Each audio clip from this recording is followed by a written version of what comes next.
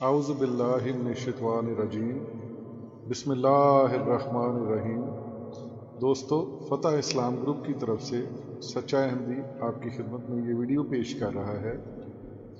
یہ ویڈیو ایک ویڈیو کے جواب میں بنائی گئی ہے جو ختم نبوت کے ایک چینل پر ایک مولوی صاحب شاید اپنا ایک جھوٹا واقعہ نیو یارک کے حوالے سے سنا رہے ہیں۔ اس کو میں جھوٹا واقعہ اس لیے کہہ رہا ہوں کہ اس میں جو انہوں نے کسی کے عقیدے کے بارے میں تفصیل سنانے کی کوشش کی اور بتایا نیو یارک کا واقعہ، تو اس میں کافی واقعہ میں ابہام پایا جاتا ہے اور باتیں ان کی غلط تھی، تو جس وجہ سے میں اس واقعہ کو جھوٹا کہہ رہا ہوں۔ آئے ہم آپ کو سب سے پہلے ان کی ویڈیو دکھاتے ہیں۔ ایک صاحب نے مجھ سے سوال کیا نیو یارک میں کہ وہ قرآن کو مانتے ہیں، محمد کو بھی مانتے ہیں صلی اللہ علیہ وسلم کو، پھر مسلمان کیوں نہیں ہے؟ یہ سوال تھا ان کا۔ قادیانی قرآن کو بھی مانتے ہیں، حضرت محمد کو بھی مانتے ہیں، مسلمان کسے کہتے ہیں؟ جو قرآن کو مانے اور حضرت محمد کو مانے صلی اللہ علیہ وسلم کو، پھر مسلمان کیوں نہیں ہے؟ یہ یہودی تھا سوال کرنے والا۔ میں نے کہا میرے بھائی تم کون ہو؟ یہودی۔ کیوں؟ موسیٰ علیہ السلام کو مانتے ہو، تورات کو مانتے ہو۔ عیسائی موسیٰ کو مانتے ہیں یا نہیں مانتے؟ کہتا مانتے ہیں۔ تورات کو مانتے ہیں یا نہیں مانتے؟ مانتے ہیں۔ میں نے کہا عیسائی جو ہیں موسیٰ علیہ السلام اور تورات کو ماننے کے باوجود یہودی نہیں ہیں، اگر وہ یہودی ہونے کا کلیم کریں گے تو مانو گے؟ نو۔ کیوں؟ کہتے ہیں کہ وہ تورات کو بھی مانتے ہیں، موسیٰ کو بھی مانتے ہیں، لیکن اس کے بعد ایک اور نبی کو مانتے ہیں، ایک اور کتاب کو مانتے ہیں۔ بے شک مانتے پھر ہیں تورات کو، بے شک مانے وہ موسیٰ علیہ السلام کو، لیکن ان کے بعد وہ انجیل کو بھی مانتے ہیں اور عیسیٰ کو بھی مانتے ہیں، اس لیے وہ یہودی نہیں ہیں۔ میں نے کہا آگے چلو۔ عیسائیوں کے بعد میں مسلمان ہوں الحمدللہ، تورات کو بھی مانتا ہوں، موسیٰ کو بھی مانتا ہوں، عیسیٰ کو بھی مانتا ہوں، انجیل کو بھی مانتا ہوں۔ اگر خدا نہ کرے میں مثال کے طور پر کروں، میں کلیم کروں کہ میں یہودی ہوں، مانو گے؟ کہ نہیں؟ اس لیے کہ تم عیسیٰ اور انجیل کے بعد ایک اور نبی کو مانتے ہو، محمد کو مانتے ہو، قرآن کو مانتے ہو علیہ الصلوات و تسلیمات۔ میں نے کہا میرے بھائی یہی مسئلہ ہے۔ عیسائی موسیٰ علیہ السلام اور تورات کو ماننے کے باوجود یہودی نہیں کہلا سکتے، اس لیے کہ انہیں نبی مانتے ہیں، نئی کتاب مانتے ہیں۔ مسلمان موسیٰ علیہ السلام اور تورات اور عیسیٰ علیہ السلام اور انجیل کو ماننے کے باوجود نہ یہودی کہلا سکتے ہیں نہ عیسائی کہلا سکتے ہیں۔ کیوں؟ ان کے بعد وہ حضرت محمد کو مانتے ہیں اور قرآن کو مانتے ہیں۔ میں نے کہا میں یہ چیلنج نہیں کرتا، مانتے ہوں گے قادیانی قرآن کو مانتے ہوں گے، حضرت محمد کو بھی مانتے ہوں گے، میں چیلنج نہیں کرتا، اس بات میں نہیں پڑتا میں۔ لیکن جس اصول پر پہلا تسلسل چل رہا ہے وہ حضرت محمد صلی اللہ علیہ وسلم کے بعد اور قرآن کے بعد مرزا غلام احمد کو نبی مان کر اور اس کی کتاب تذکرہ کو وحی مان کر وہ مسلمانوں میں شامل نہیں۔ اگر حضرت عیسیٰ اور انجیل کو ماننے والے الگ مذہب ہیں، حضرت محمد صلی اللہ علیہ وسلم اور قرآن کو ماننے والے الگ مذہب ہیں، تو اس کے بعد کسی بھی نبی اور کسی بھی وحی کو ماننے والے الگ مذہب ہیں۔ تو دوستو، آپ نے دیکھا کس طرح مولوی صاحب نے جھوٹ اور دجل کا سہارا لیتے ہوئے یہودیوں سے ایک ایسا عقیدہ منسوب کیا جو کہ یہودیوں میں رائج ہی نہیں ہے۔ آئیے ہم آپ کو مولوی صاحب کا جھوٹ ایک دفعہ پھر دکھاتے ہیں۔ یہودی تھا سوال کرنے والا۔ میں نے کہا میرے بھائی تم کون ہو؟ یہودی۔ کیوں؟ موسیٰ علیہ السلام کو مانتے ہو، تورات کو مانتے ہو۔ عیسائی موسیٰ کو مانتے ہیں یا نہیں مانتے؟ کہتا مانتے ہیں۔ تورات کو مانتے ہیں یا نہیں مانتے؟ مانتے ہیں۔ میں نے کہا عیسائی جو ہیں موسیٰ علیہ السلام اور تورات کو ماننے کے باوجود یہودی نہیں ہیں، اگر وہ یہودی ہونے کا کلیم کریں گے تو مانو گے؟ نو۔ کیوں؟ کہتے ہیں کہ وہ تورات کو بھی مانتے ہیں، موسیٰ کو بھی مانتے ہیں، لیکن اس کے بعد ایک اور نبی کو مانتے ہیں، ایک اور کتاب کو مانتے ہیں۔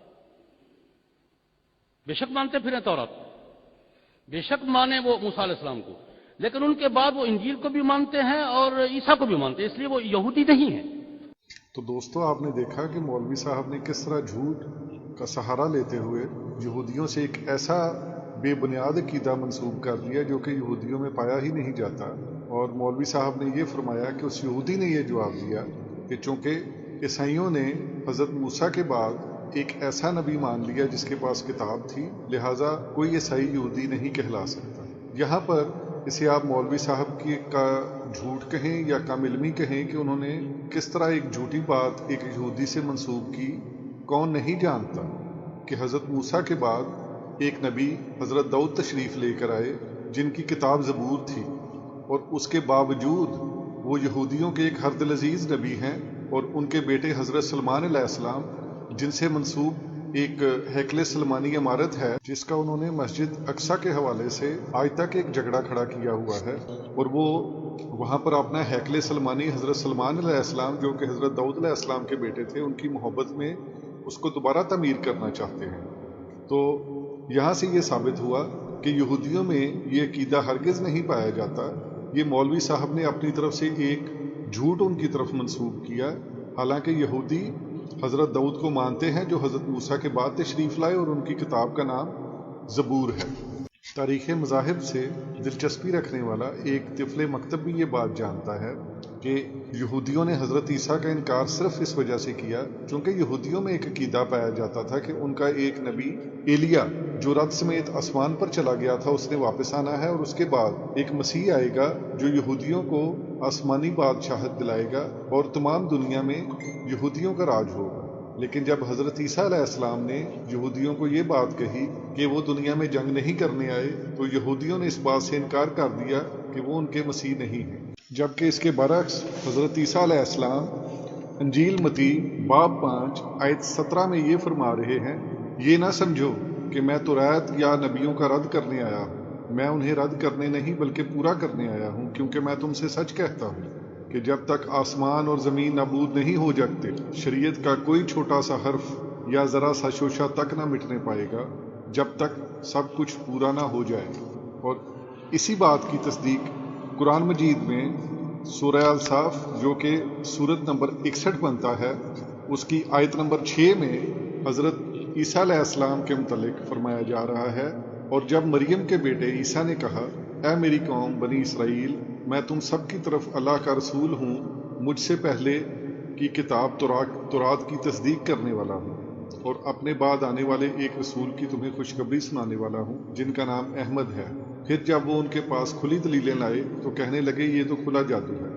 انجیل اور قرآن کی روشنی میں ہمیں یہ پتہ چلتا ہے کہ حضرت عیسیٰ علیہ السلام بنی اسرائیل سے ہٹ کر کوئی علیحدہ مذہب نہیں لے کر آئے تھے، بلکہ وہ تو تورات کی تصدیق کرنے آئے تھے، اور وہ حضرت موسیٰ علیہ السلام کے تابع نبی تھے۔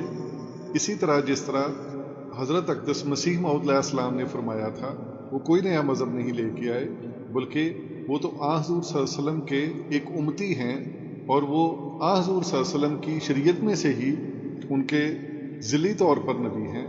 جس طرح مولوی صاحب نے عیسائیوں اور یہودیوں کی مثال پیش کر کے یہ عذر پیش کیا اور دلیل بنائی کہ احمدیوں کو اس لیے مسلمان تصور نہیں کیا جا سکتا، اور انہوں نے احمدیوں کی مثال عیسائیوں کے ساتھ دی اور اپنی مثال یہودیوں کے ساتھ دی، تو حضور صلی اللہ علیہ وسلم کی ایک حدیث مجھے یاد آ گئی جس میں حضرت عبداللہ بن عمرو سے روایت ہے کہ رسول اللہ صلی اللہ علیہ وسلم نے فرمایا، میری امت پر بھی وہ کچھ آئے گا جو بنی اسرائیل پر آیا، اور دونوں میں اتنی مطابقت ہوگی جتنی جوتیوں کے جوڑے میں ایک دوسرے کے ساتھ، یہاں تک کہ اگر ان کی امت میں سے کسی نے اپنی ماں کے ساتھ علانیہ زنا کیا ہوگا تو میری امت میں بھی ایسا کرنے والا آئے گا۔ اور بنو اسرائیل 72 فرقوں میں تقسیم ہوئی تھی، لیکن میری امت 73 میں تقسیم ہو، ان میں ایک کے علاوہ باقی سب فرقے جہنمی ہوں۔